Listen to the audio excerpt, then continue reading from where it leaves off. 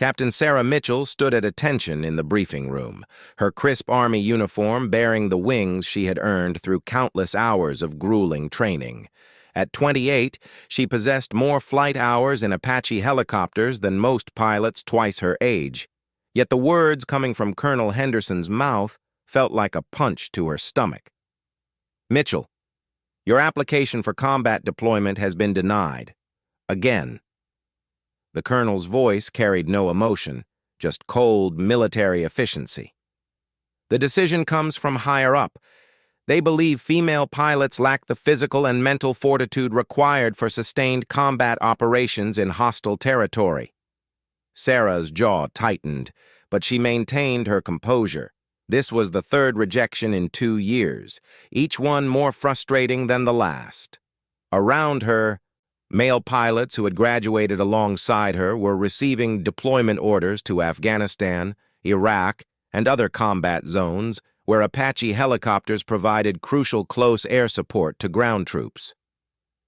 "Sir, with respect, my test scores and flight evaluations consistently rank in the top 5% of all Apache pilots in our division," Sarah replied, her voice steady despite the disappointment burning in her chest.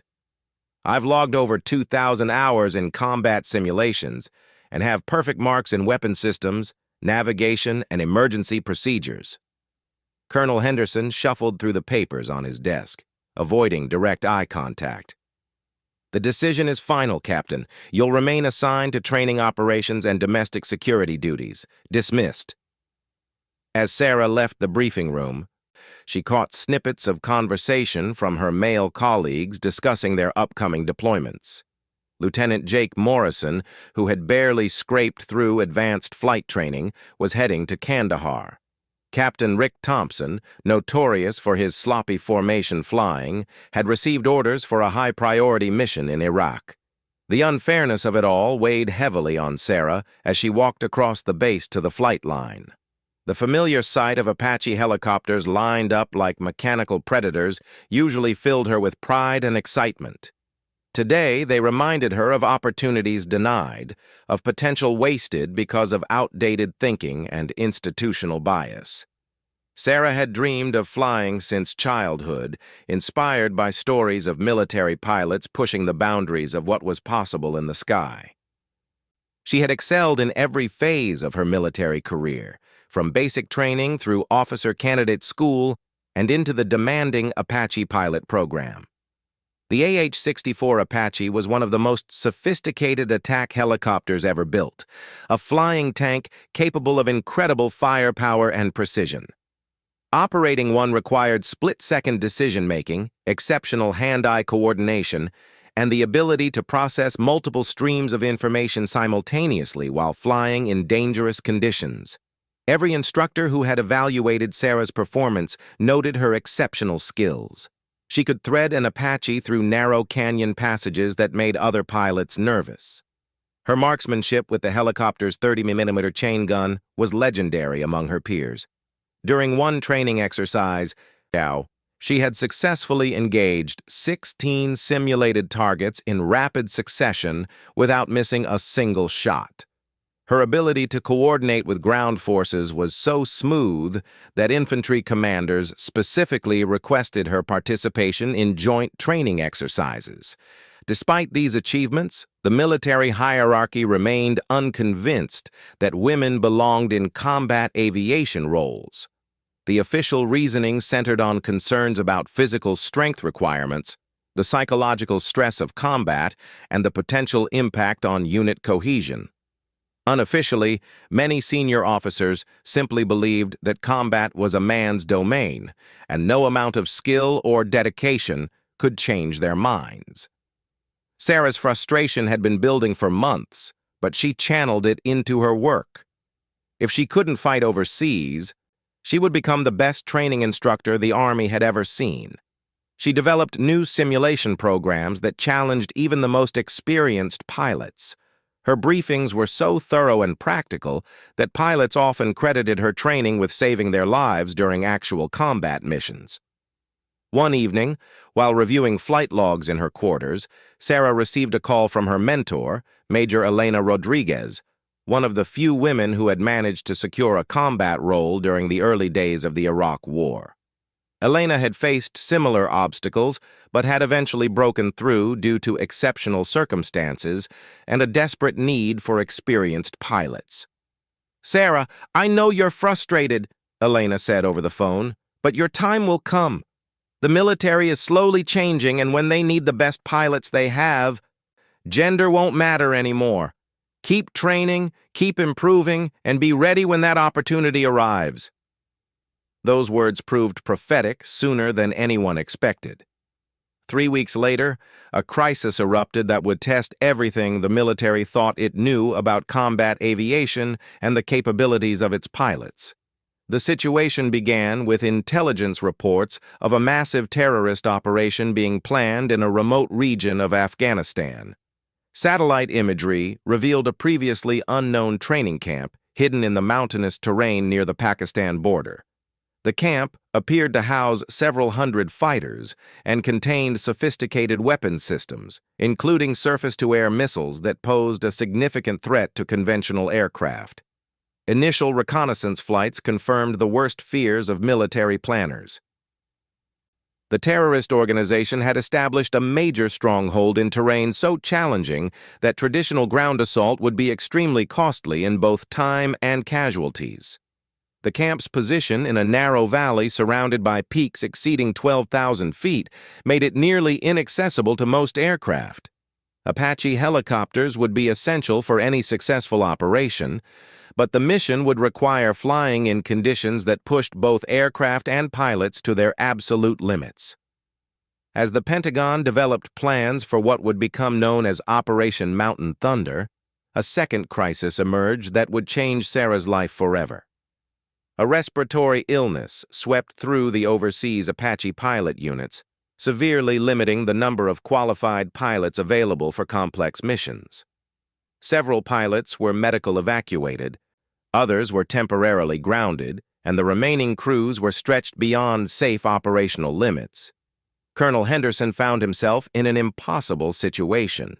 The mission required the absolute best pilots available, flying in conditions that would challenge even the most experienced aviators. The terrorist camp had to be neutralized before the planned attacks could be launched, but he lacked sufficient personnel to guarantee mission success. During an emergency planning session, Major Rodriguez made a suggestion that initially met with resistance from several senior officers. "Sir, we have some of the most skilled Apache pilots right here on base assigned to training duties. Captain Mitchell's simulation scores and training performance exceed those of most pilots currently deployed overseas." The debate that followed was intense. Some officers argued that combat missions were too important to risk on unproven pilots, regardless of their training scores. Others pointed out that the unusual terrain and technical complexity of the mission required the absolute best pilots available, regardless of their previous deployment history. As the discussions continued, more details about the terrorist camp emerged from intelligence sources. The facility was larger and more sophisticated than initially believed. An estimated 170 fighters were present, along with advanced weapon systems and defensive positions that would make the mission extremely challenging. The window of opportunity was narrow, with intelligence suggesting that the terrorists planned to disperse within days to avoid detection. Colonel Henderson faced a decision that would define his career and potentially save countless lives. The mission could not wait for additional pilots to be deployed from other bases. He had to work with the personnel available, and Sarah Mitchell was undeniably one of the most qualified Apache pilots under his command. The call came at 0300 hours on a cold Tuesday morning. Sarah was awakened by her phone ringing with an urgent summons to report to the colonel's office immediately. As she dressed quickly and made her way across the dark base, she had no idea that her years of preparation and dedication were about to be put to the ultimate test. Colonel Henderson was waiting in his office along with several other senior officers and intelligence personnel. Maps covered every available surface, and the tension in the room was palpable. Sarah stood at attention as the colonel began to speak. Captain Mitchell, we have a situation that requires immediate action. I'm authorizing you for combat deployment on a classified mission of critical importance to national security. You have 30 minutes to review the mission briefings and decide if you're prepared to accept this assignment. Sarah's heart raced as she processed the words she had waited years to hear. This was her opportunity to prove that gender had no bearing on a pilot's ability to serve in combat. She also realized that the circumstances leading to this moment meant the mission was likely more dangerous than anything she had trained for. "Sir, I accept the assignment," she replied without hesitation. The next few hours would test every skill Sarah had developed over her years of military service. She would need to prepare for a mission unlike any attempted before, knowing that success or failure could impact not only her own career, but the future opportunities for women in combat aviation roles. As dawn approached and the mission briefings continued, Sarah felt a mixture of excitement and trepidation.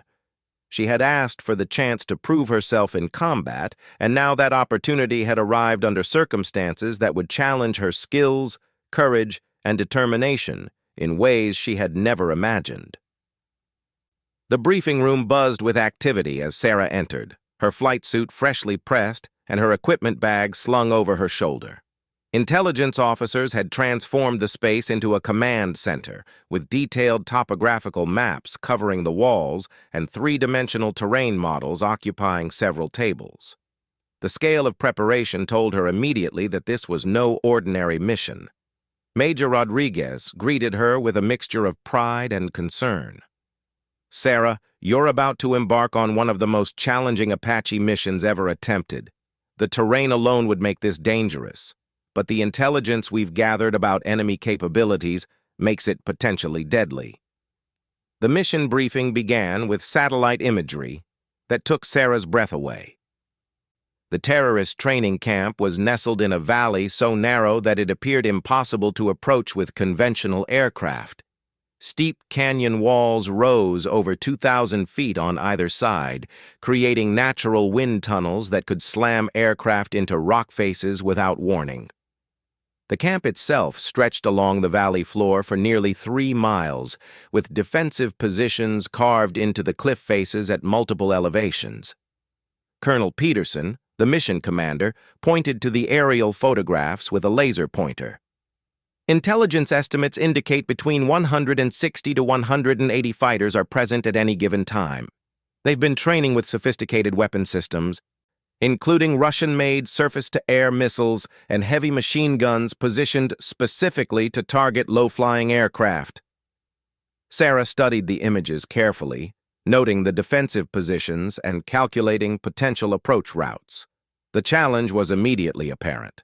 The canyon's configuration meant that any helicopter entering the area would be exposed to crossfire from multiple directions, with limited options for evasive maneuvering.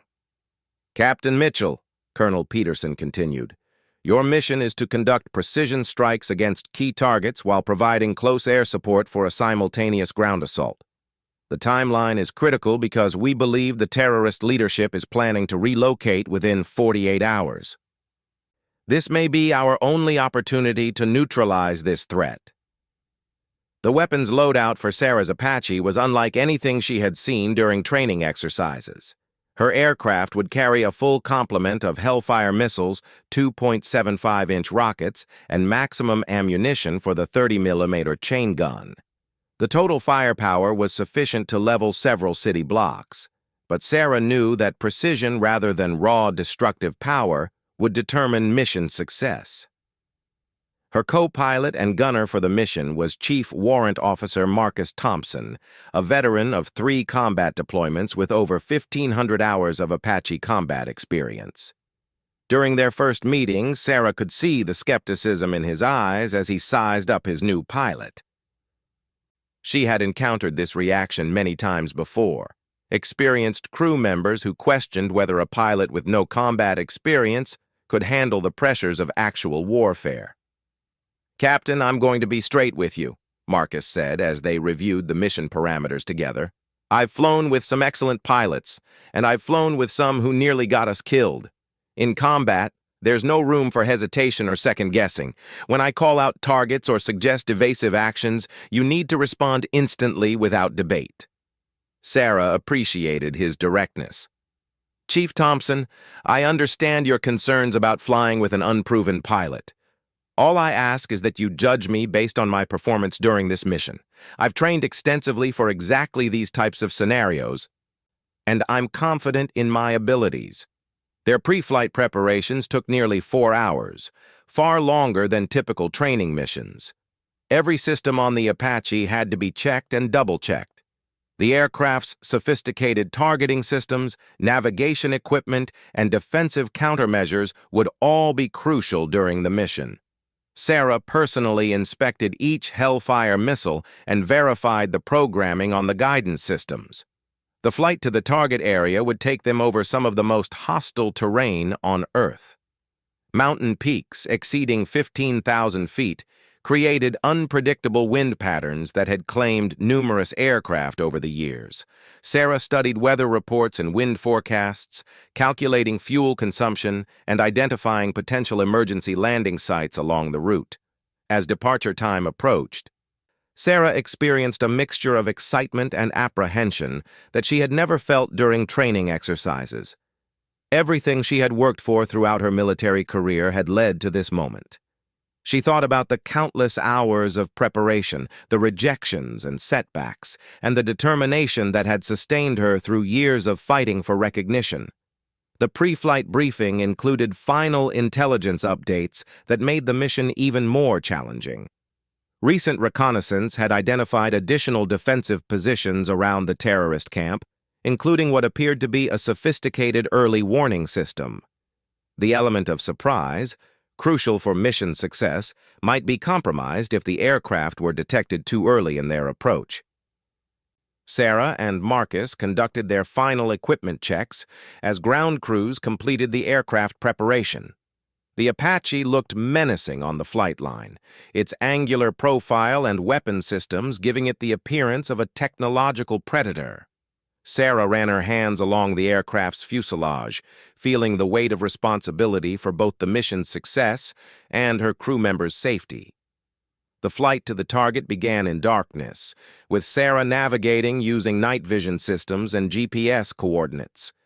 The Apache's engines hummed steadily as they crossed miles of desert terrain, gradually climbing toward the mountain regions where the terrorist camp waited.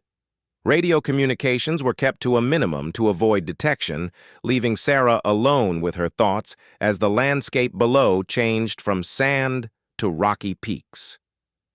Marcus monitored the aircraft's defensive systems while simultaneously reviewing target photographs and engagement priorities. Their mission called for a coordinated attack with ground forces, requiring split-second timing and precise communication. Any deviation from the planned timeline could result in friendly fire incidents or missed opportunities to neutralize key targets. As they approached the mountain region, turbulence began affecting the aircraft's stability. Wind shears created by the jagged terrain made flying increasingly challenging, requiring constant adjustments to maintain proper altitude and heading. Sarah's training with mountain flying techniques proved invaluable as she navigated through air currents that would have challenged even experienced pilots. The first visual confirmation of the target area came 90 minutes into the flight. Through her night vision equipment, Sarah could see the narrow canyon entrance that led to the terrorist camp. Intelligence photographs had not adequately conveyed how treacherous the approach would be. The canyon walls seemed to close in from both sides, creating a natural funnel that would expose their aircraft to defensive fire from multiple angles. "Target area confirmed," Marcus reported quietly into his radio. "Beginning approach to engagement zone." Sarah reduced airspeed and altitude as they entered the canyon, feeling the Apache respond to wind currents bouncing off the rock walls. Her hands moved instinctively across the flight controls, making hundreds of tiny adjustments to keep the aircraft stable and on course. Years of training had developed muscle memory that now operated independently of conscious thought. The terrorist camp came into view gradually as they progressed deeper into the canyon. Sarah was struck by the sophistication of the installation. This was not a crude mountain hideout, but a well-organized military facility with permanent structures and defensive positions. Intelligence estimates of enemy strength appeared to be conservative. She could see far more activity than the reported 170 fighters. Through her helmet-mounted display, Sarah began identifying priority targets. Vehicle storage areas, ammunition depots, command structures, and defensive positions all appeared on her targeting system as potential engagement points. The mission plan called for systematic destruction of key facilities while avoiding civilian casualties and minimizing collateral damage. Marcus began his target acquisition procedures using the Apache's sophisticated sensor systems to lock onto the first series of objectives. "Multiple targets identified," he reported through the intercom. "Enemy personnel visible at defensive positions. Surface-to-air missile sites confirmed at 3 locations." Sarah felt her pulse quicken as the reality of combat became apparent. Unlike training exercises with simulated threats, the people in those defensive positions were prepared to kill her and Marcus to protect their installation. The weapons systems aimed at their aircraft were real, and any mistakes in judgment or execution could result in their deaths. The ground assault phase of the operation was scheduled to begin in 10 minutes, timed to coordinate with Sarah's initial strikes against key defensive positions. Radio chatter from the ground commander confirmed that his forces were in position and awaiting the aviation element to begin the attack. As Sarah maneuvered the Apache into attack position, she caught her first glimpse of enemy fighters moving between positions on the ground. They appeared alert and organized, suggesting that their presence had been detected despite efforts at stealth. The element of surprise that planners had hoped for was likely compromised, making the mission significantly more dangerous. Marcus completed his weapons system checks and confirmed target locks on the first series of objectives. "Weapons hot," he announced. "Ready to engage on your command." Sarah took a deep breath and reviewed her training one final time. Everything she had learned about combat flying, target engagement, and crew coordination would be put to the test in the next few hours. The mission's success depended not only on her flying skills, but on her ability to remain calm and focused under the intense pressure of actual combat. The radio crackled with the final authorization from Mission Control. "Apache 17, you are cleared to engage. Operation Mountain Thunder is now active." Sarah's finger moved to the weapon's release trigger as she lined up her first target. The months of frustration and rejection had led to this moment, her opportunity to prove that skill and determination mattered more than gender in combat aviation. The terrorist training camp below represented a threat to innocent lives around the world, and she was finally in position to do something about it. "Engaging first target," Sarah announced as she squeezed the trigger and watched the first Hellfire missile streak toward the canyon floor below. The battle that would define her career and potentially change military aviation policy forever was about to begin. The first Hellfire missile struck the primary ammunition depot with devastating accuracy, sending a massive fireball into the night sky that illuminated the entire canyon. Secondary explosions followed as stored munitions detonated, creating a chain reaction that destroyed 3 additional storage facilities. Sarah had achieved more damage with her opening shot than mission planners had projected for the entire initial phase. "Direct hit on primary target," Marcus reported with barely contained excitement. "Multiple secondary explosions confirmed. Enemy personnel visible scrambling to defensive positions." The success of the first strike triggered immediate retaliation from terrorist defenders throughout the canyon. Muzzle flashes erupted from positions carved into the rock walls as heavy machine guns and small arms fire-filled the air around Sarah's Apache.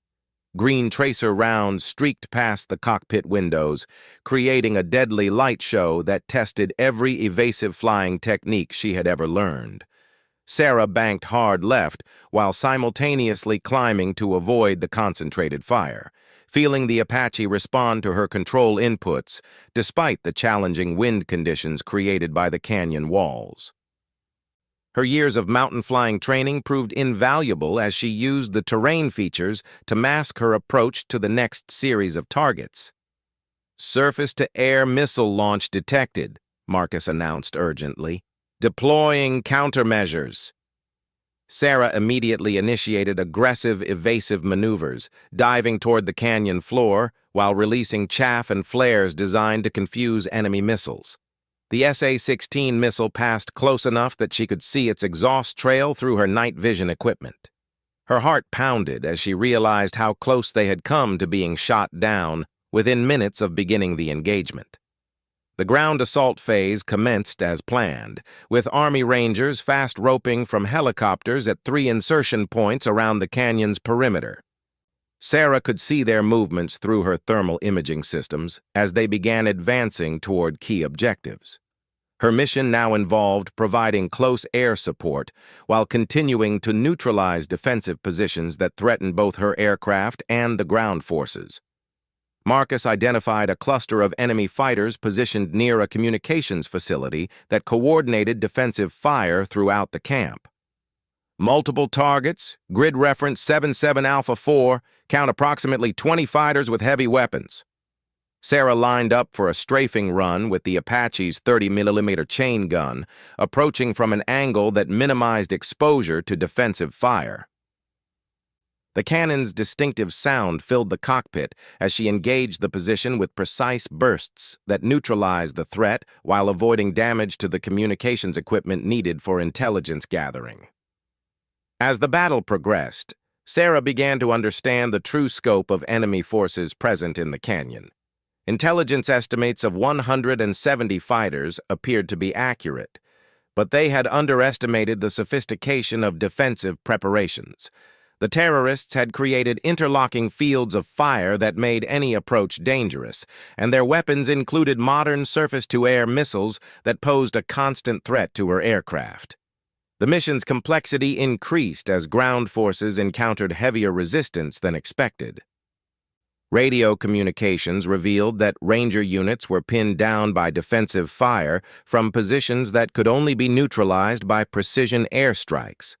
Sarah found herself transitioning rapidly between different types of engagement, using Hellfire missiles against hardened positions while employing the chain gun against personnel targets.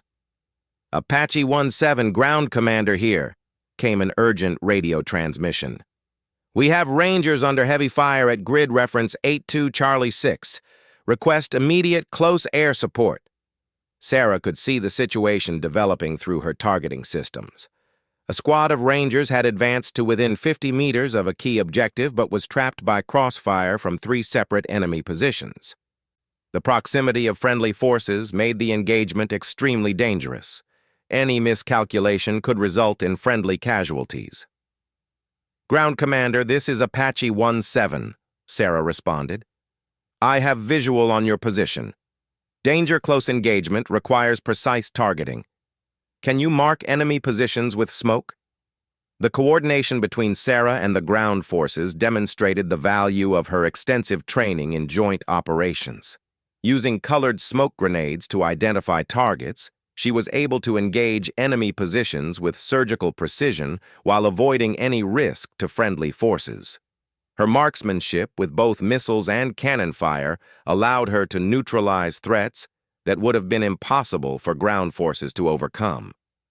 As the battle entered its 3rd hour, Sarah had expended more than half of her ammunition and was facing fuel limitations that would soon require her to break off the engagement. However, intelligence reports indicated that several high-value targets remained active, including the camp's command element and a suspected weapons development facility. Marcus identified the command bunker through thermal imaging, noting the increased radio traffic and personnel movement around the heavily fortified position. "Priority target confirmed," he announced.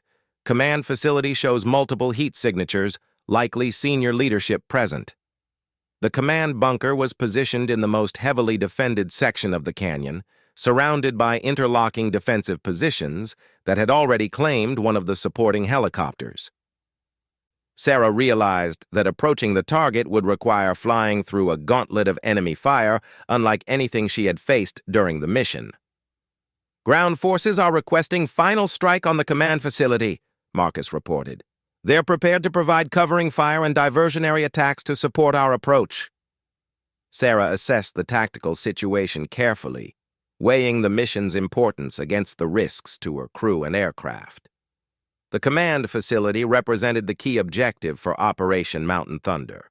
Neutralizing the terrorist leadership could prevent planned attacks against civilian targets in multiple countries.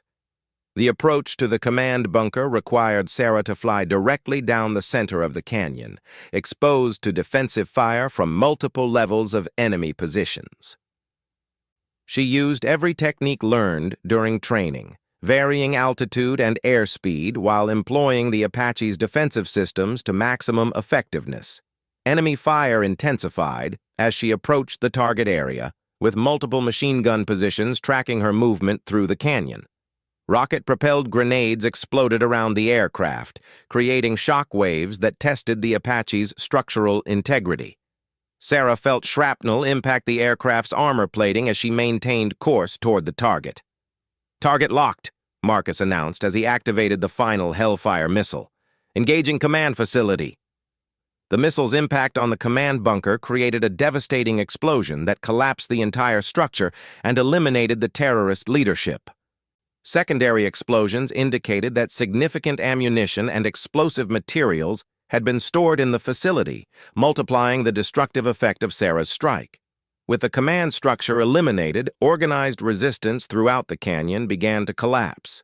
Ground forces reported that remaining enemy fighters were attempting to flee the area, allowing Rangers to secure key objectives and begin collecting intelligence materials from captured facilities. Sarah began her extraction from the canyon, her fuel gauges showing critically low levels that left no margin for extended combat. The return flight would test her navigation skills as she guided the damaged Apache through mountain terrain to reach the nearest refueling point.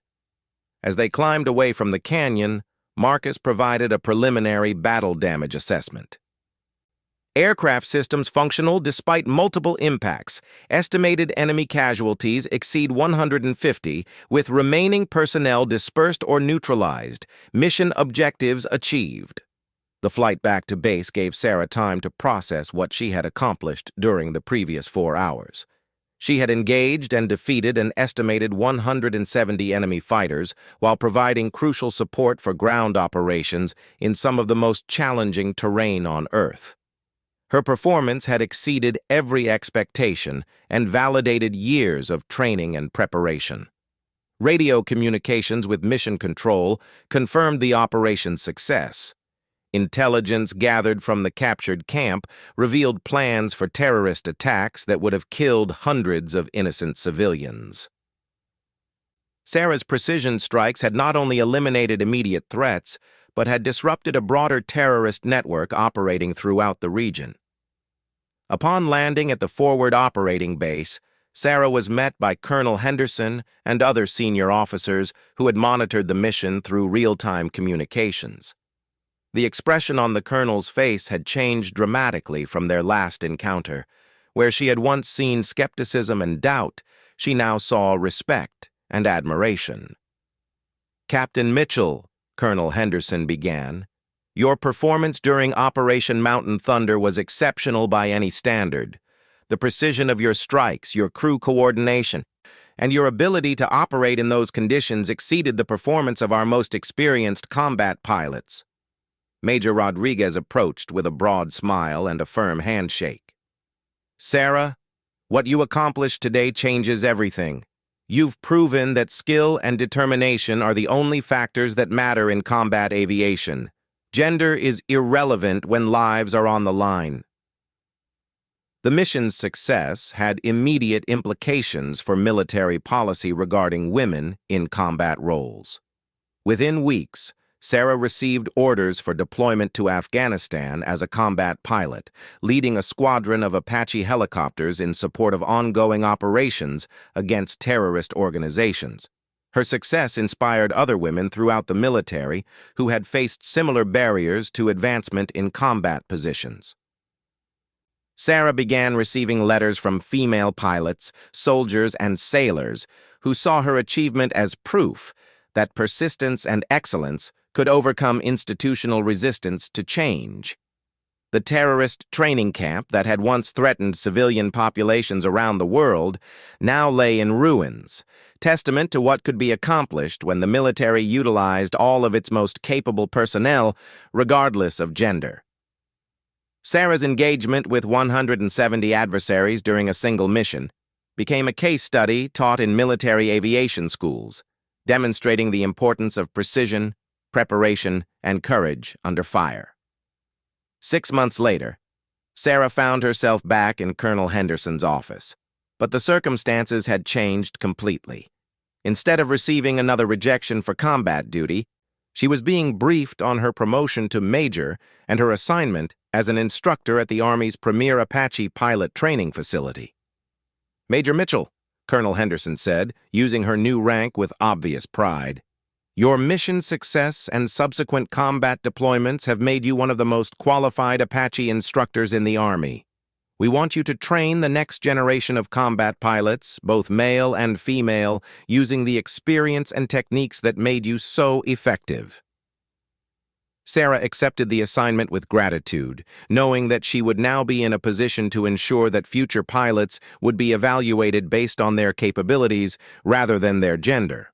The barriers that had once seemed insurmountable had been broken through determination, skill, and the willingness to prove herself when the opportunity finally arrived. Her story became an inspiration to military personnel worldwide, demonstrating that excellence in service knows no gender boundaries. The young woman who had once been told she lacked the physical and mental fortitude for combat had proven that courage, precision, and dedication were the only qualities that truly mattered in defending freedom and protecting innocent lives. The canyon in Afghanistan, where Sarah had faced 170 adversaries and emerged victorious, would always hold special significance in her memory. It was there that she had finally been given the chance to prove what she had always known, that the desire to serve and protect others was not limited by gender, and that the sky belonged to anyone brave enough and skilled enough to claim it.